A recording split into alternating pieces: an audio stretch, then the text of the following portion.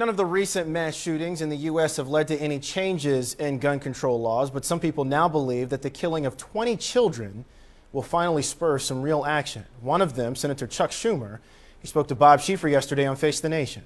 Well, I think we could be at a tipping point for two reasons. A tipping point where we might actually get something done. First, this was not a single incident. It followed a series of others. In the last few months, we've had mass shootings in Oregon and Wisconsin and Colorado. When the public sees these as isolated incidents, they're less upset than when they occur one after the other. And the public will not accept as a new normal one of these incidents every month, these mass shootings. Senator Chuck Schumer speaking with Bob Schieffer on Face the Nation. Joining us this morning from Washington, Caroline Horn, Senior Producer for Politics. Caroline, good morning to you. Good morning, Terrell. Last night, the president promised an effort to prevent tragedies like this from happening in the future. Do we have any idea what the president has in mind? We don't know any specifics yet. When this first happened and he came to the White House briefing room on Friday, he said that it was time to take, quote, meaningful action.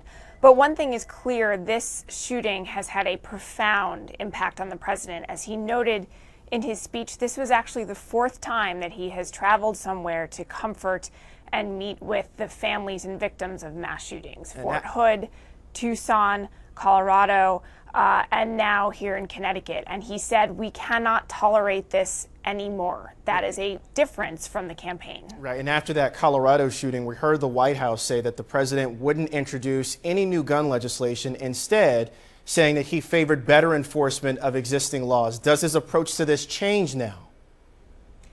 We have to see. There's a lot of things that have to come together. The truth is that in the past with these mass shootings, it hasn't changed much. Public polling shows that people's attitudes towards gun control versus more lenient rules for gun advocates doesn't change much before and after a tragedy like we saw on Friday. So it remains to be seen if there's going to be the will both in Congress and throughout the country for the president to really enact any new laws related to guns in this country. If you go back and you listen to the Sunday talk shows, you can tell that gun laws are a hot button issue here. Where do we go from here now, Caroline? Does this discussion now happen in Congress? We have to see. One thing that was interesting to me from the Sunday talk shows was that almost all of the guests that you heard talking about what happened on Friday were gun control advocates.